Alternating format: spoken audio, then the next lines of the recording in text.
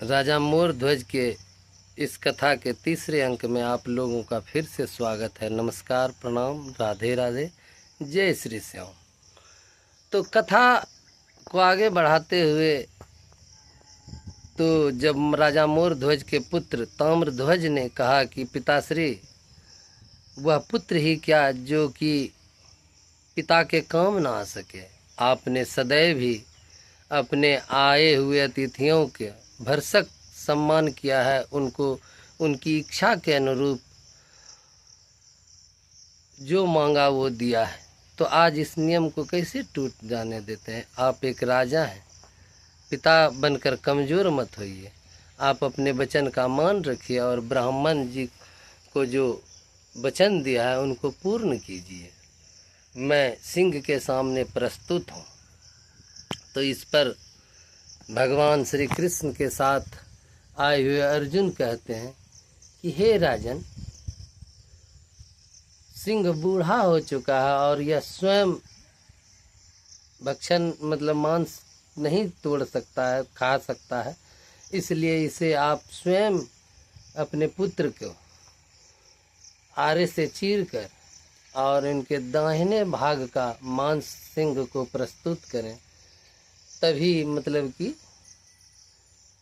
तो यह बड़ी विकट परिस्थिति होती है किसी भी व्यक्ति के लिए, चाहे वह एक पिता हो या राजा हो। यदि स्वयं के पुत्र या जो इंसान है मतलब जिसमें मनुष्यता का गुण है, वह किसी की भी हत्या करने से पहले 1000 बार सोचते हैं। फिर तो यहाँ राजा मोर ध्वज का स्वयं का ही पुत्र था, वह भी एक लौता, क्योंकि वह अकेले ही थे, उनको और कोई संतान नहीं थी। तो इस लेकर भगवान, परंतु उनके सामने उनका जीवन भर का धर्म भी खड़ा था कि अगर यह नियम टूट जाता है तो फिर उनका क्या रह जाएगा। क्योंकि सच्चे व्यक्ति के लिए यदि वह झूठा हो जाता है तो वही उसकी मृत्यु के समान हो जाता है। ठीक इसी प्रकार से चिंता में डूबे हुए थे। इस पर भगवान श्री कृष्ण कहते हैं यदि आप ऐसा नहीं कर सकते हैं तो आप कोई दिक्कत नहीं है, हम लोग आपके यहाँ से यूं ही चले जाएंगे। परंतु आप सोच लीजिए, क्योंकि आपने मतलब जल लेकर हाथ में शपथ लिया है, प्रण लिया है कि आपके हर संभव वचन को पूर्ण करेंगे। कहते हैं नहीं नहीं महाराज, मैं इस लेकर चिंतित नहीं था। हे ब्राह्मण देवता, मैं इस लेकर चिंतित नहीं था, मैं तो चिंतित इस बात को लेकर था कि सिंह केवल दाहिने ही भाग का भोजन करेंगे, दूसरे भाग का भोजन शेष रह जाए, मतलब कि बेकार चला जाएगा। इस लेकर मैं थोड़ा चिंता में था, परंतु मैंने जो वचन दिया है उसको तो मैं हर संभव पूर्ण करूँगा। इस पर ताम्रध्वज का भी आज्ञा मतलब कि कहिए स्वीकृति मिल जाती है। तो इस लेकर भगवान राजा मोर ध्वज विलंब न करते हुए आरा से मतलब कि कहते हैं कि आप सिंह को आदेश दीजिए कि वह मेरे साथ चले और अपना भोजन ले। तो वह दोनों महल के बाहर निकल आते हैं, सिंह भी उनके पीछे पीछे जाता है और राजा रानी मिलकर अपने पुत्र ताम्रध्वज को सिर से आधा करने के लिए आरी उठा लेते हैं और उनको आरी से फाड़ देते हैं और सिंह को एक भाग दाहिने भाग का मांस अर्पित कर देते हैं।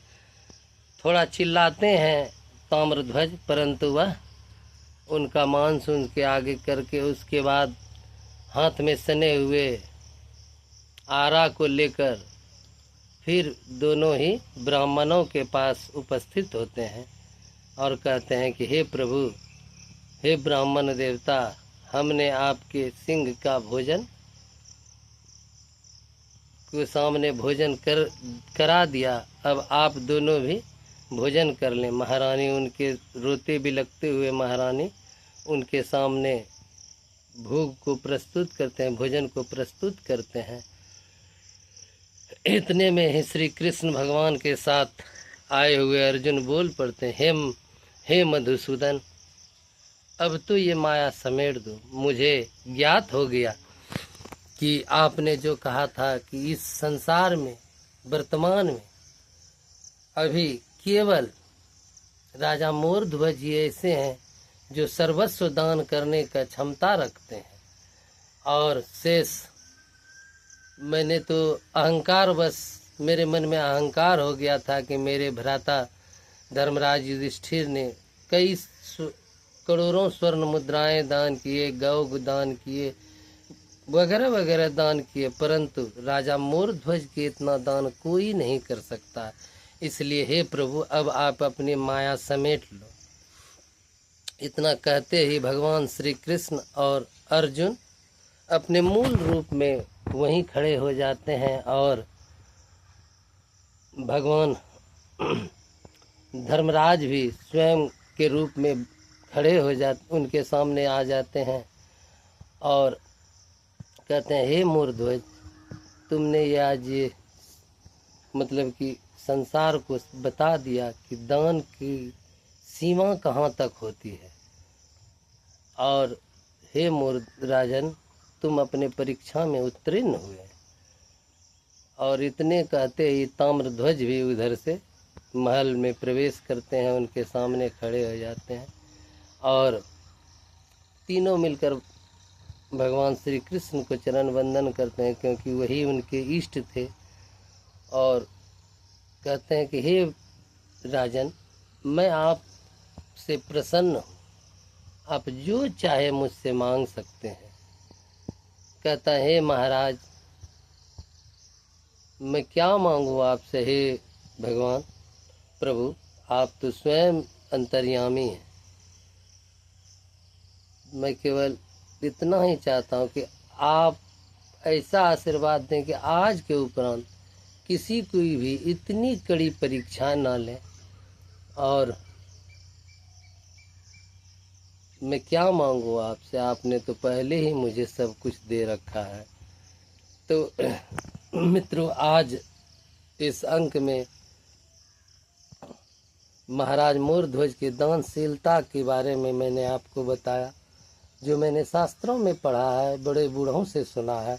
आप लोग भी यज्ञ में कहीं जाते होंगे तो देखते होंगे कि यज्ञ में जो मूर्तियाँ बनती हैं, जो भगवान की प्रतिमाएं बनती हैं, उसमें राजा मोरध्वज का भी प्रतिमा अवश्य बनाया जाता है, जो कि देखते हैं कि पुत्र को आरी से चीरते हुए।